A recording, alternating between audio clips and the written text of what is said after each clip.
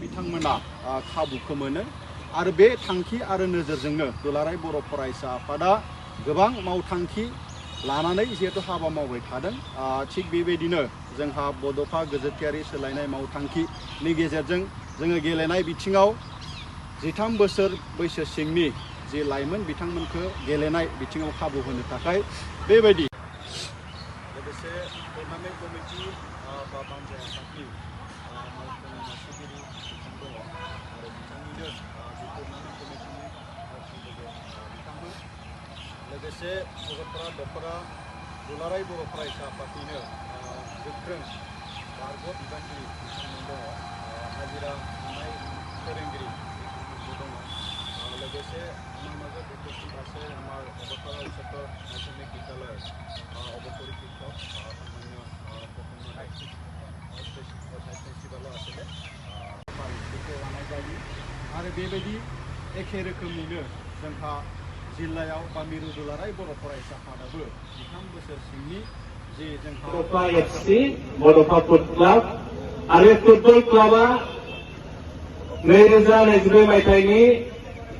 Assam football एसोसिएशनजों जि खुंजानाय inter club under 13 बेवहाय जों गिबि खेब बड'फा एफसि क्लाबा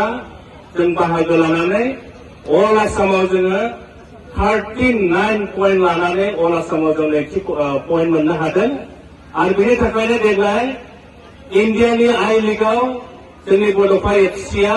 डाइरेक्ट दिल्लीयाव जानो गोनाङाव जोंनि बड'फा एफसिनिफ्राय थोंजोङै बाहागो लानायनि खाबुखौ जों मोननो थांगासिनो दङ। आरोबाव मोनसे मोजां बाथ्रा जाहैबाय बड'फा फुटबल क्लाबनिफ्राय 4 जोंनि गेलेगिरि बिथांमोना देग्लाय आसामनि साब जुनियराव नेशनेल टीमाव गेलेनायनि जों खाबुखौ थोंजों जों मोननो हादों। बेनिखायनो जों गासै रायजो राजा नोंथांमोनखौ जोङो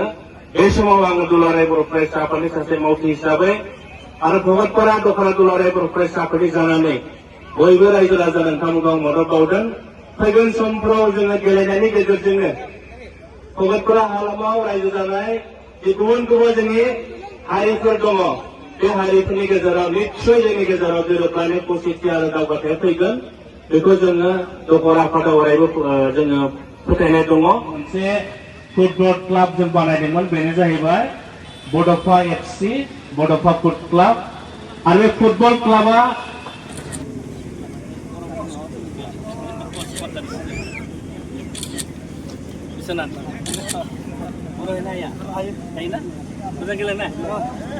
চিনাকি পৰ্বত শেষ হোৱাৰ লগে লগে আমি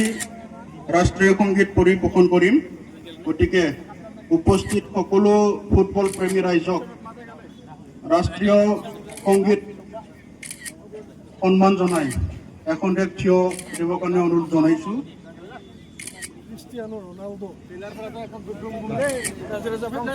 नैबे समाव जों नेशनेल एन्थेम जोङो प्ले खालामगोन, ओंखायनो नेशनेल एन्थेम जोङो प्ले खालामगोन, ओंखायनो गासैबो रायजो राजा नोंथांमोनखौ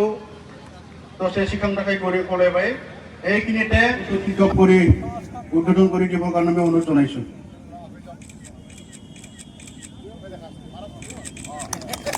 ধন্যবাদ থাকিল।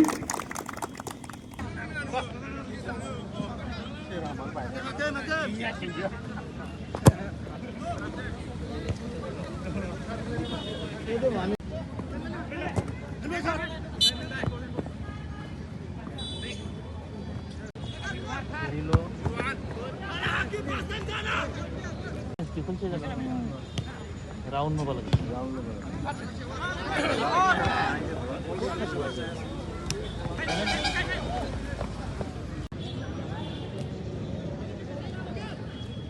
iya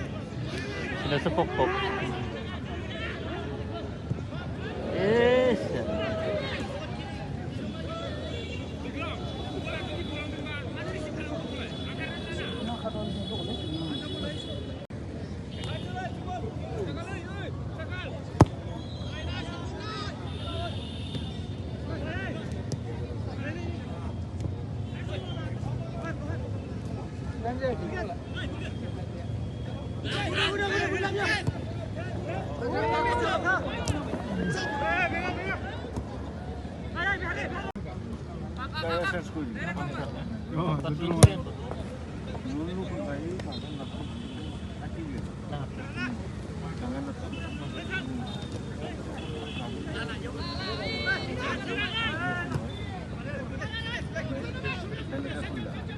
Daun itu kalau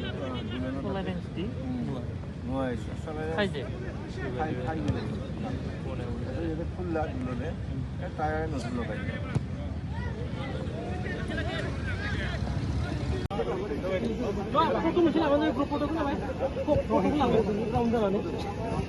गासै सा 12 भगतपारा हालामनिफ्राय देग्लायनि आसाम पुलिसनि जि रिक्रुटमेन्ट बेयाव बिथांमोना जाफुंसार जानो हादों बिथांमोनखौ दखरा आफादनिफ्राय बरायगासिनो दङ बिथांमोननि इयुनाव आरो जाहाथे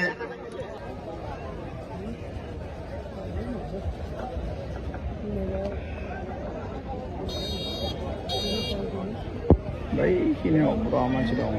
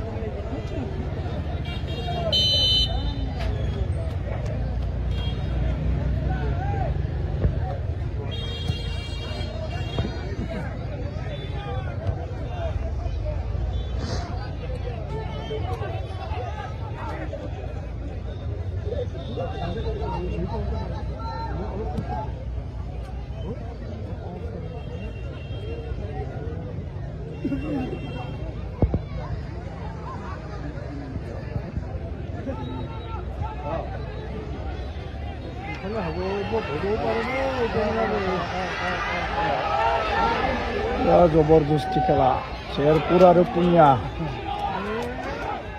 भगतपारा